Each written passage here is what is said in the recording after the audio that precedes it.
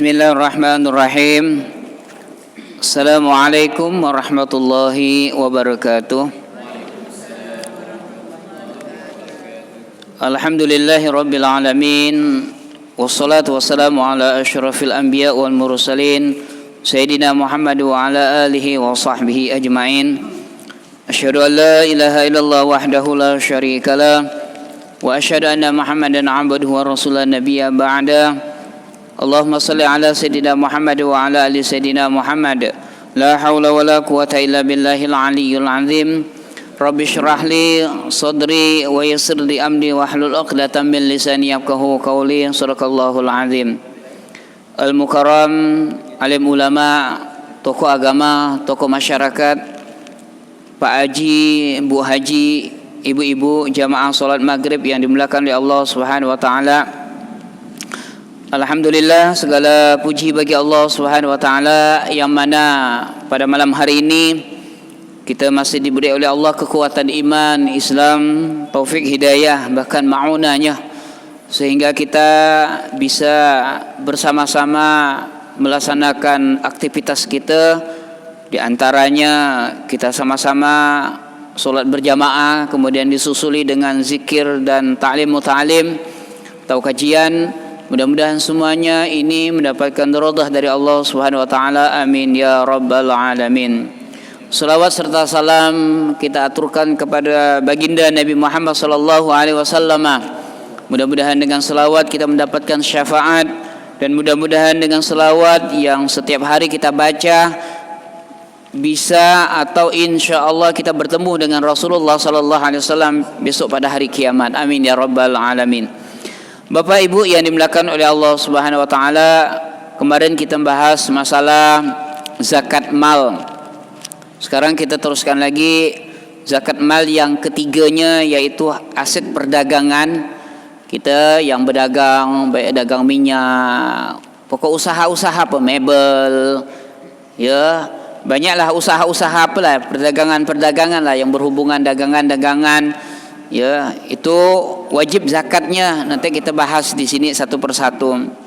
Semua jenis barang-barang perniagaan atau perdagangan apabila telah menjadi nisab, sudah mencapai satu nisab, hukumnya wajib dikeluarkan zakatnya sebagaimana firman Allah Subhanahu wa taala, ya ayyuhalladzina amanu anfiqu min thayyibati ma kasabtum wa mimma akhrajna lakum minal ardh. Saya ayat sedikit ya. Yang artinya, hai orang-orang yang beriman, menginfakkanlah, mengeluarkan zakatlah kalian dari yang bagus-bagus, suatu yang bagus yang apa kalian usahakan. Jadi yang kita usahakan ya seperti mebel, kita mungkin punya gas minyak, gas apa gitu ya, punya dagang sengkong atau dagang kelapa, atau kita berdagang ya punya warung gitu, warung rumah makan dan lain sebagainya. Ya, apa yang kamu usahakan kata Allah, tapi yang bagus-bagus kata Allah. Minat thayyibati min thayyibati, dari sesuatu yang bagus-bagus. Maksudnya bagaimana? Yang kita keluarkan tuh bagus-bagus gitu, Bah. Jangan suatu misal, saya ingat orang-orang dahulu, ya datuk-datuk kita atau nenek-nenek kita, kalau dia mau mengeluarkan zakat fitrah aja tuh Pak Bu, beras tuh ditampik dulu, saking hati-hatinya, udah ditampik tuh, diteliti-teliti dulu satu-satu beras tuh, ndak yang patah-patah dikeluarkan, yang masih utuh-utuh. Ya, kalau orang-orang nenek-nenek dulu.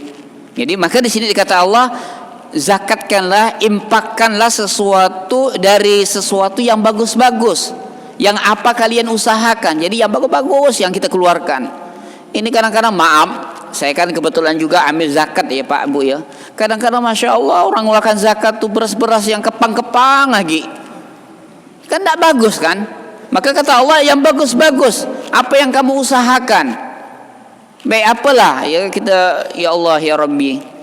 Makanya Masya Allah ya. Maka kita di sini kata Allah, hai orang-orang yang beriman, infakkanlah, keluarkanlah zakatnya dari sesuatu yang bagus apa yang kalian usahakan, dan dari sesuatu yang kami keluarkan dari kalian minal ardi, dari bumi, baik yang keluar dari perut bumi seperti kita nanam-nanam buah kelapa, pohon kelapa, durian, rambutan, manggis dan lain sebagainya juga dikeluarkan juga zakatnya. Ini kadang-kadang maaf dia langsatnya betonton keluar, tak keluar zakat sama sekali. Nanti Allah marah, Allah murka, Allah mudah lansatnya tak berbuah lah, rosaklah lansatnya. Ini kan sebenarnya teguran Allah. Kenapa? Karena dia tidak pernah mengeluarkan zakat. Zakatnya yang dikeluarkan cuma zakat fitrah ya, beras yang dikeluarkannya. Zakat fitrah, zakat emalnya tak keluar. Pasti dia gini ngomong, Pak, Nabi itu kan zakat buahnya kan cuma anggur dengan kurma. Betul, karena di Mekah cuma yang ada kurma dengan anggur, tak ada yang lainnya, tak ada pohon langsat. Tanya ya Pak Haji Sablina, beliau Pak Haji, ada buah langsat sana Pak Haji? Tak ada. Yang ada tuh yaitu tadi kurma, anggur. Sedangkan mangga ya tak ada sana. Mangga tuh dari luar negeri semua, dari Mesir, dari Indonesia. Pisang pun bukan dari Mekah, bukan. Cuma kebetulan di Mekah itu ada jual pisang berangan. Ya, apel ada. Ya, memang kalau kita lihat hadis Nabi memang begitu. Wah, tidak boleh keluar zakat nih, langsat durian nih. Kenapa? Karena Nabi tak mengeluarkan zakat. Betul. Tapi kita lihat dulu, memang kalau kebutuhan kita sehari-hari memang dari langsat, dari durian, itulah untuk kebutuhan kita sehari-hari, ya itulah juga wajib kita keluarkan zakatnya. Maka kata Allah tadi ini, ya, Masya Allah, zakatkanlah, keluarkanlah zakat dari suatu yang bagus dan dari suatu yang bagus dan apa yang kalian usahakan, dan Allah keluarkan, dan kami kata Allah keluarkan dari kalian minal ardi, dari perut bumi ya.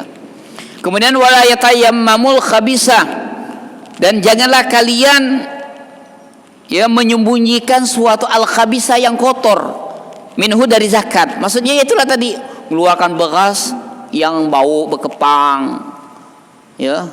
Jadi tak mau mengeluarkan zakat yang bagus-bagus. Sebenarnya kalau mengeluarkan zakat itu yang bagus-bagus, berasnya bagus sesuai yang kita makan. Kalau kita makan berasnya per kilo itu 12.000, maka zakatnya juga yang harga beras ya 12.000 juga. Kalau kita, ini yang dimaksud ayat ini wala yatayammamul khabisah. Ya. Kalau artikan di situ, janganlah kamu membeli yang buruk-buruk lalu kamu nafkahkan daripadanya. Itu artinya.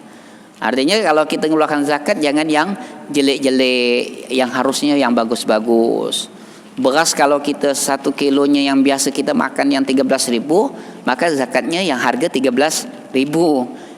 Kalau kita makanan yang beras yang 13.000 per kilo, kita keluarkan zakatnya harga beras itu 10.000, itu tidak adil, itu ngakal itu namanya.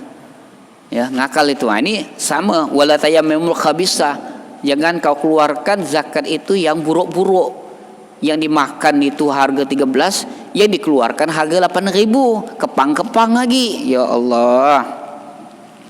Ya.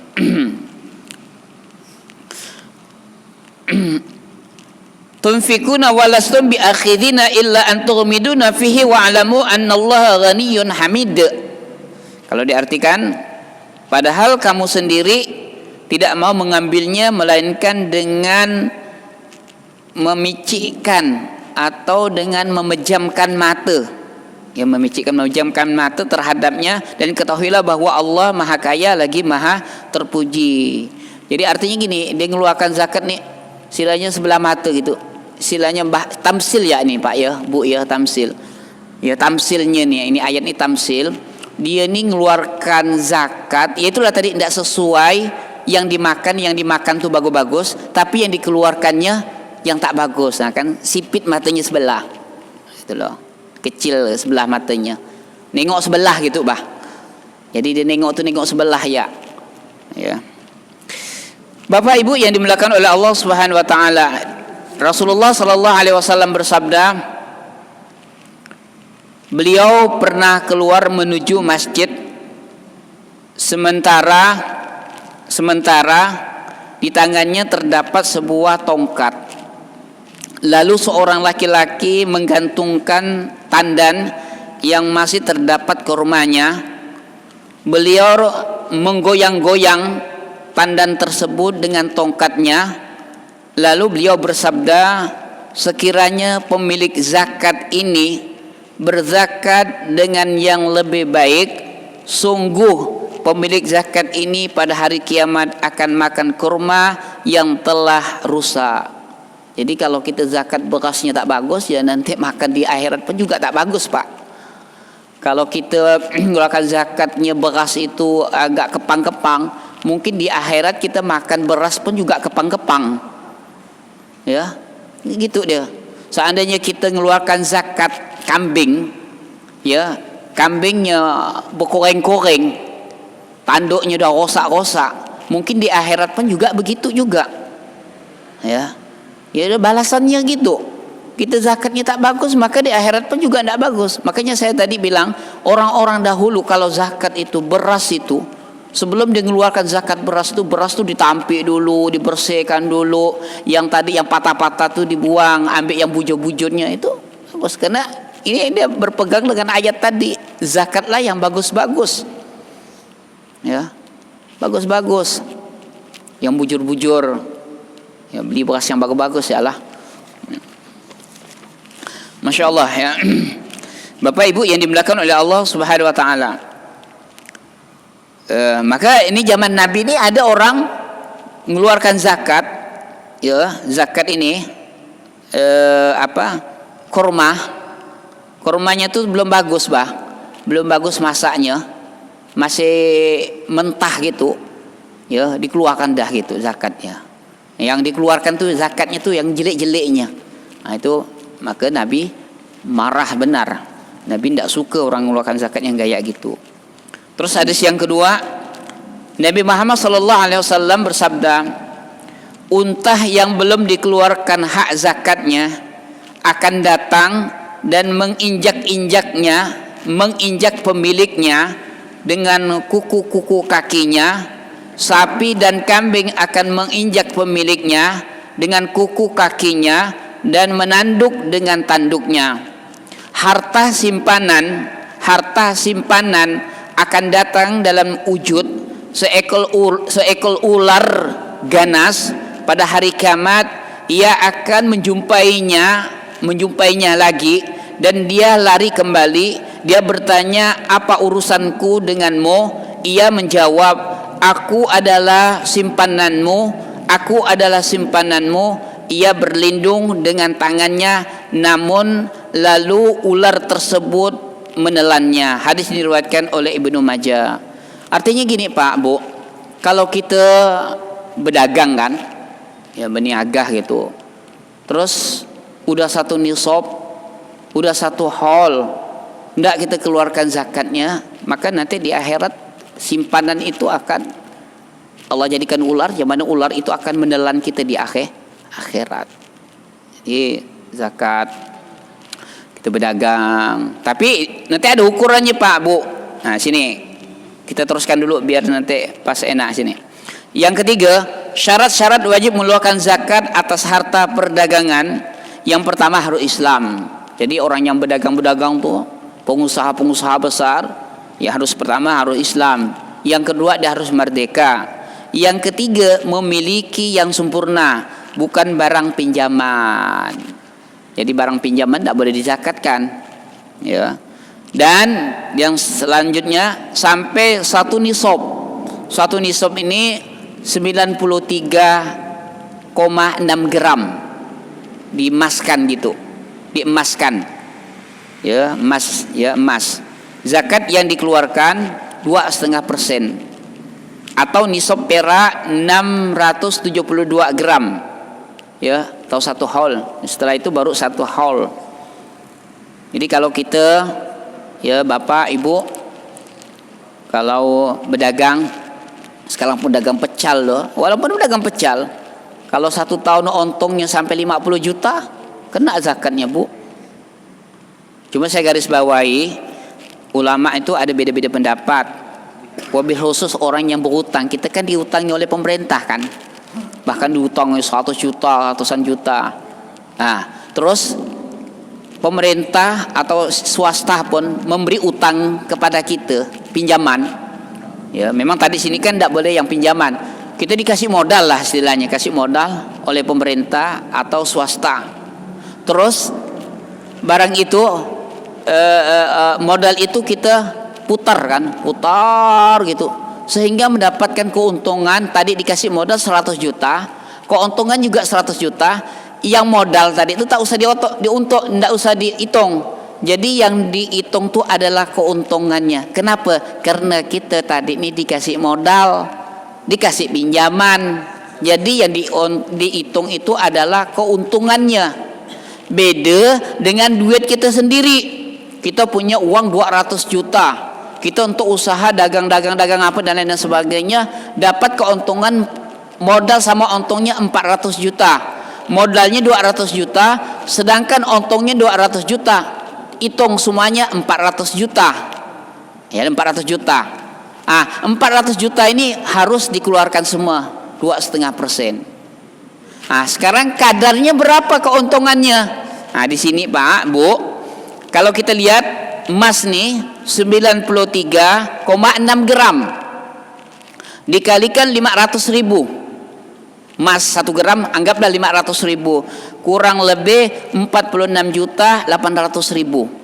46 juta 800 ribu. 46 juta 800 ribu ini keluarkan zakatnya 2,5%. Sekarang emas 500 ribu lah, saya hitung, udah saya hitung tadi, saya nengok emas tadi itu ada yang 500, ada yang 800, ambil yang murah ya lah, 400 ribu ya lah. Ada 1 juta saya lihat lagi emas tuh, 1 gramnya Pak, saya ngambil yang murah ya lah, 500 ribu 1 gram emas. Jadi kalau tidak mencukupi 46 juta 800 ribu, tidak cukup, tidak sampai keuntungannya, tidak keluar zakatnya. Kurang 200 ribu ya nih, 46.800, 46.600 belum kena zakatnya karena tidak mencukupi nisabnya. Gitu. Jadi kita berdagang tuh memang harus dihitung keuntungannya dalam 1 tahun berapa. Ya dagang apalah, dagang petai ke, dagang betik ke, dagang cendol ke, kincau ke, tidak mustahil Bu, Pak. Dia bisa untung sampai 50 juta, 100 juta. Apalagi bulan puasa berlipat-lipat untungnya. Tidak dikeluarkan zakatnya. Hati-hati kata Allah tadi. Nanti bahkan dalam hadis, dalam Al-Quran tuh maupun dalam hadis dijelaskan nanti harta yang kita simpan itu akan membakar diri kita sendiri. Harta yang kita simpan tuh akan membakar diri kita sendiri. Jadi harta itu jadi bahan bakar nanti. Kemudian membakar kepada orang yang memiliki harta yang disimpan.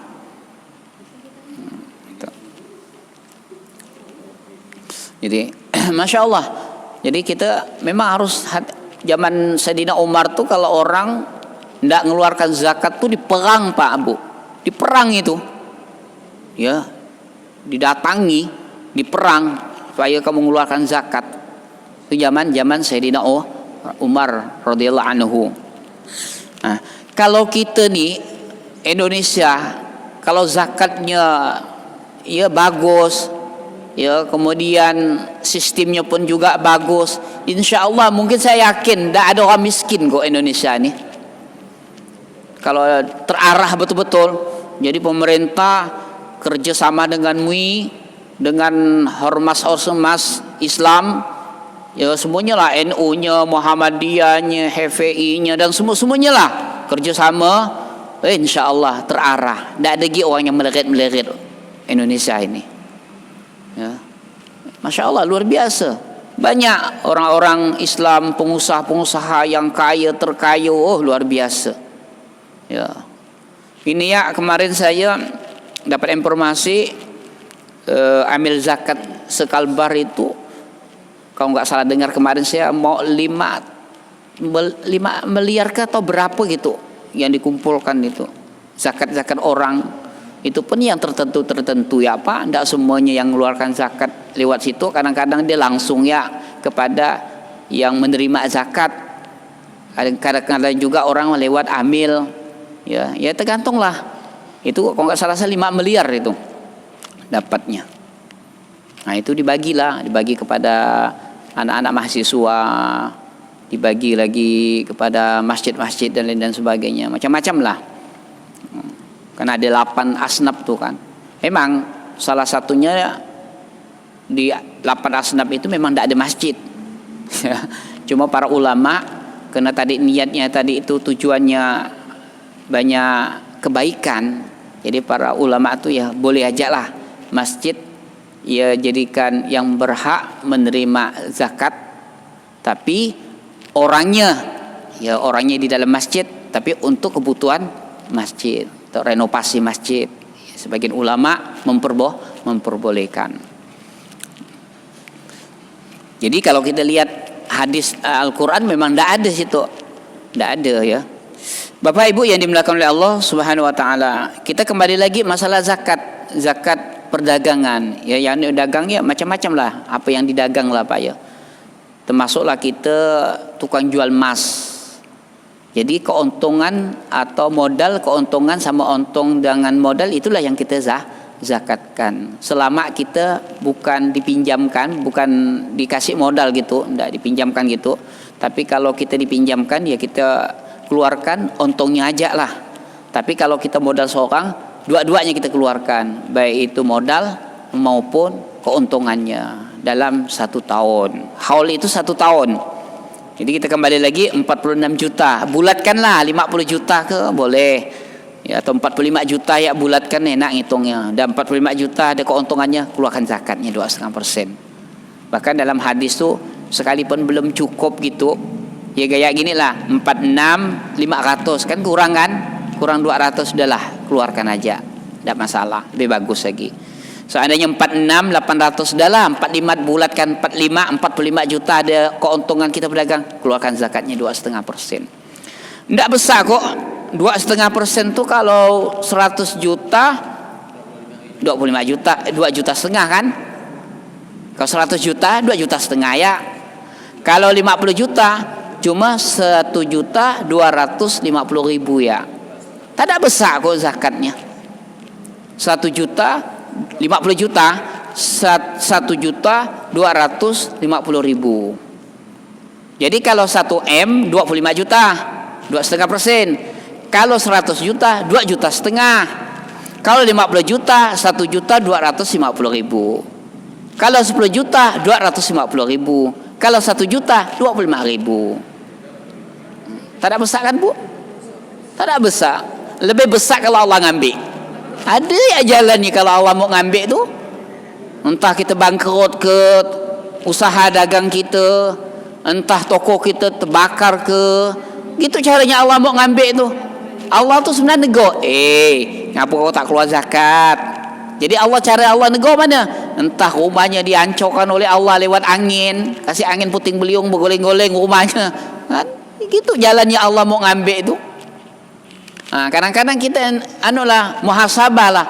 Iya rumahku nih kena angin puting beliung. Oh, saya selama berdagang nih tak pernah keluar zakat. Ini Allah negor saya nih. Gitu bah. Oh iya.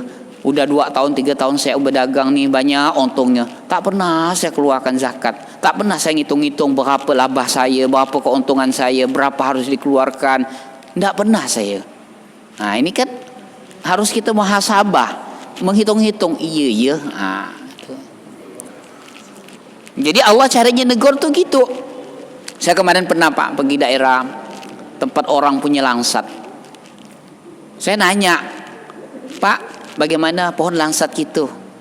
Ya Allah Pak Ustadz, gayanya langsat saya nih, pohon langsat saya nih kena corona juga nih. Ngapa pula?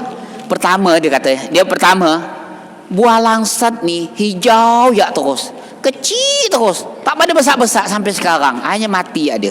Satu.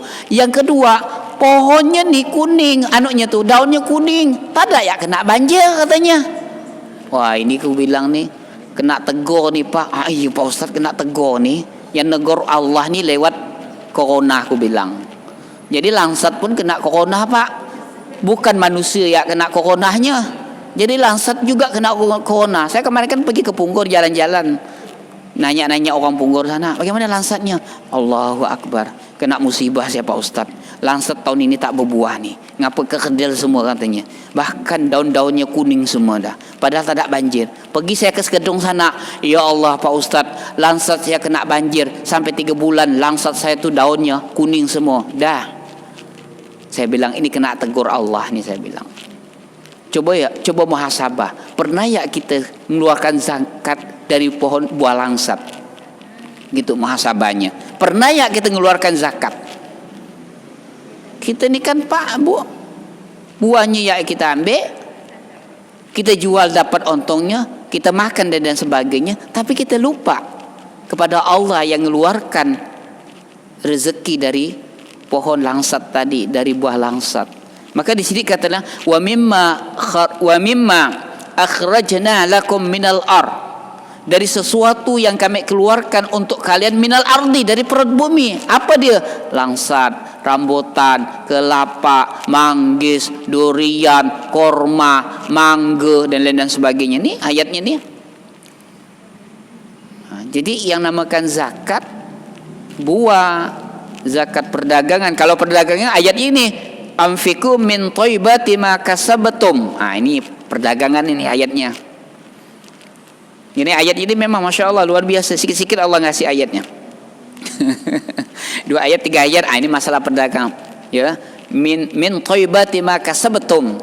Ya, dari sesuatu yang bagus-bagus yang kamu usahakan. Ya, berdagang. Kemudian ayatnya wa mimma akhrajna lakum minal ard, dan dari sesuatu yang kami keluarkan untuk kalian minal ardi, dari perut bumi. Itu buah-buahan tuh, padi, durian, lansat, kelapa dan seterusnya lah, yang berhubungan di dalam perut bumi. Insyaallah. Kemudian kata Allah wala yatayammamu khabisa. Catatan kata Allah, jangan kamu kata Allah mengeluarkan sesuatu itu dengan yang buruk-buruk. Ya, jangan buruk-buruk. Jangan jahat-jahat. Ya. Jangan sembunyi-sembunyi, jangan yang jahat-jahat, keluarkanlah yang bagus. Bapak Ibu yang dimuliakan oleh Allah Subhanahu wa taala, yang keempat, nisab dan haul, uang yang wajib dikeluarkan zakatnya. Nisab uang adalah seharga nisab zakat emas dan perak. Perhitungan zakat uang adalah sebanyak harga nisab emas yaitu 93,6 gram, atau nisab perak 672 gram. Artinya gini loh Pak Bu, Ibu Bapak punya uangnya disimpan di bank. Kemudian uang yang disimpan di bank sebanyak 50 juta. Duit Bapak Ibu simpan di bank sebanyak 50 juta. Kemudian 50 juta ini sudah 1 tahun dah tersimpan di bank. Maka duit yang di bank 50 juta itu wajib dikeluarkan zakatnya. Berapa nisabnya? Yaitu 46.800.000. Berapa dikeluarkan? 2,5% dari 46.800.000. Itu loh. Pak Haji Sabli punya duit di bank Mandiri sebanyak 1 M. Zakat tuh Pak 1 tahun. Kalau 1 tahun, kalau belum cukup 1 tahun belum wajib. Andai kata Pak Haji Sabli nyimpan duit di bank Kalbar atau Bank Mandiri sebanyak 1 M, pas 1 tahun zakatkanlah 1 M itu 2,5%. Jadi 25 juta kan? Ya, 1 M 25 juta wajib kita keluarkan. Jadi kalau kita punya uang di bank sebanyak 1 nisab, kurang lebih 46.800.000, hitung emas sesuai emas yang kita pakai lah Pak. Kalau emas kita yang rata-rata harganya 800.000 1 gram, ya ikutkan 800.000 lah.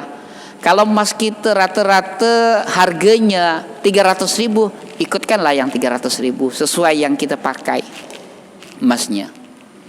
Itu aja Bapak Ibu yang dimuliakan oleh Allah Subhanahu wa taala. Mungkin dari Bapak Ibu mau bertanya, silakan. Ya. Apa Bu? Iya Bu. Iya. Iya. Meninggal. Iya. Iya. Nah. Jadi yang bagus itu Bu, potong dulu 2,5% baru dibagi. Jadi kalau lari ke ilmu faraid, kalau kita punya anak laki-laki dengan perempuan, maka harta itu tidak lari kemana-mana. Maaf ya. Kalau kita punya anak wanita, semuanya wanita semua, maka 2/3% itu untuk anak kita yang perempuan, 1/8 itu untuk istri. Seperlapan, ya betul, untuk istri. Sisanya untuk beradik-beradik suami. Itu adik-beradik suami. Kalau yang meninggal suami. Nah. Kalau dia punya saudara nih, saudara laki-laki kan meninggal nih. Iya. Nah, kalau dia anak laki-laki dan saudara laki-laki dapat lagi. Saudara laki-laki. Bagaimana itu Pak, Bu? Cece ya lah. Umpamanya bapak si bayi muda ini adik-beradik suami kita meninggal. Iya, tinggal anaknya. Tadi kan ahli waris kan bapaknya nih. Iya betul. Bapaknya meninggal, anak ini masih dapat apa enggak? Dapat Bu, masih dapat. Jadi dapat haknya itu sama dengan saudara perempuan suami. Kalau anak perempuan ini hitungannya 1, kalau laki-laki 2. Jadi kalau istilahnya tuh, kalau duit 2,5 juta, anggaplah anak perempuannya 2 orang, anak laki-laki 1, maka laki-laki dapat 500.000, perempuan 250. Kenapa laki-laki lebih banyak? Karena laki-laki ini bertanggung jawab kepada istri dengan anak, sedangkan istri ini kan cuma nunggu suaminya. Ada juga kalau di dalam pengadilan agama, kalau anak laki-laki itu perempuan itu diratakan ya sama-sama. Hitung rata-rata. Kalau adil, laki-laki dapat jatah 2, perempuan dapat jatah 1. Hitung rata.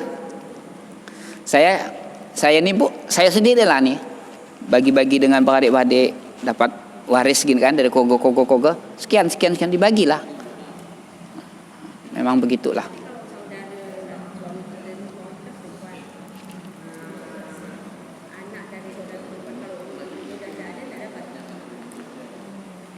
Bagaimana Bu? Ponaannya. Kalau masih ada beradik-beradiknya, lari ke beradik-beradik dulu. Tak ada. Lari ke ponaan. Putus dia. Jadi ponaan dari laki-laki. Walaupun dia perempuan. Contoh misal saya kan, anggaplah saya punya anak perempuan, maka anak saya yang perempuan dapat. Ya. Tidak putus dia. Ya Pak. Ini mau nanya masalah kalau kita jual barang. Ya. Jadi tak berapa nilai barang itu, apakah memang wajib dizakati hasil penjualan kita? Ya. Berapa penilainya? Seperti kebun ya. Itu misal kalau Bapak jual kebun lah ya. Kebetulan kebunnya tuh di Ayani 1 ya. Harganya 1 M ya. Maka zakat kan langsung 2,5%. Langsung 2,5%. Ndak ukur nisab, ndak lagi, langsung keluarkan ya. Suatu misal kita punya langsat di daerah sini lah, kebun langsat. Lakunya harga 100 juta. Jadi dari 100 juta keluarkan 2,5%. Keluarkan dulu zakatnya, bawa bagi-bagi. Itu yang lebih abdul. Biasa kadang-kadang maaf, kita ni bagi-bagi dulu bawa keluar zakatnya. Iya kalau ingat. Ini penyakit kita ni kan, manusia kan sifatnya, kau dah namakan duit, ya Allah siapa sih? Kan gitu kan. Udah masuk kocek tu dah lupa dah tu. Keluarkan dulu zakatnya. Baru kita bagi-bagi. Dan ada istilah kategori ke di balik. Katakanlah ini kan hasil penjual. Iya. Mungkin misalnya hasil jual ini apa namanya itu ya, boleh disebut macam-macam sih kan. Ini kan bukan hasil, berarti hasil didapat karena jual kebun kan. Iya. Kecuali misalnya dari dagang. Iya, betul. Tapi kalau jual tanah ini rasa kan keuntungan kali ini harga tanah kan. Jadi yang zakatnya tu harga tanahnya. Bukan keuntungan, harga kita dapat rezeki nih. Itu yang kita zakatkan, 2,5%. Tu misal kita ni, suatu misal cek lah Pak ya, kita harga tanah sini harga laku lah. Dulu harganya 1 hektar main 40 juta. Tiba-tiba orang mau beli tanah kita 1 M, kita jual. Keluarkan zakatnya tu 2,5%. Jadi kalau dari 1 M kan 25 juta ya. Kalau 100 juta, 2,5 juta. Seandainya tanah itu harganya 1 juta ya, anggaplah satu kapleng itu 1 juta. Ya keluarkan ya 25.000. Terus tadi itu kan ada penjelasan sedikit mengenai hibah. Iya. Katakanlah kita punya duit. Iya. Hibah. Tapi rasa-rasa dari hibah nggak menyimpan duit Pak Ustaz. Ada kata kita kalah tahu 1 miliar kan. Iya. Otomatis 1 tahun 25 juta. Iya. Sedangkan yang boleh kita di pasar ringan kan enggak punya hasil. Berarti otomatis duit ini berkurang 25 juta sudah setiap tahun berkurang. Diambil oleh bank syariah kan? Masuk dibayarkan oleh infak tadi zakat. Kan enggak mempunyai hasil. Soalnya itu begini. Ah. Katakanlah kita nabung 1 juta masuk kan. Iya. Uang 1 juta ini kan enggak tambah sampai 120 Anda juta. bertambah. Ah. Enggak boleh bertambah. Dengan kita bayar zakat berarti Iya. kurangi dari 100 juta ini maksudnya gitu. Jadi enggak mengambil keuntungan. Enggak ada keuntungan dari uang di bank itu. Memang betul Pak. Jadi yang namakan nyimpan tu bukan masalah untungnya, tetapi nyimpannya yang kena zakatnya. Karena kita menyimpan, sama juga emas. Kalau bapak punya emas 1 gram, simpan ya di rumah, tidak dipakai, kena zakatnya 1 tahun. Suatu misal bapak punya emas 1 on, jadi 100 gram kan, 100 gram kan. Terus bapak satu on ini udah satu on ya, 100 gram ya. Bapak simpan, tidak dikacau-kacau, tidak dipakai, tidak dijual, tidak diapa, disimpan ya, itu kena zakatnya. Berarti kalau biasa dipakai enggak. Kalau bapak pakai 1 kilo dipakai, 1 kilo bapak pakai, ya itu tidak kena zakat. Jadi bapak pakai 1 kilo emas nih, cek ya, andai kata bapak pakai 1 kilo nih, sini 2 on, sini 3 on, dipakai, tidak kena zakat. Tapi ketika emas bapak simpan sampai 1 tahun, maka kena zakatnya 2,5%. Tiap tahun Pak. Iya, kalau disimpan maka jual lagi, tidak kena. Kan itu aja Pak kajian pada malam ini, insyaallah nanti minggu depan kita bahas lagi. Akhirul kalam, wabillahi taufik wal hidayah. Wassalamualaikum warahmatullahi wabarakatuh.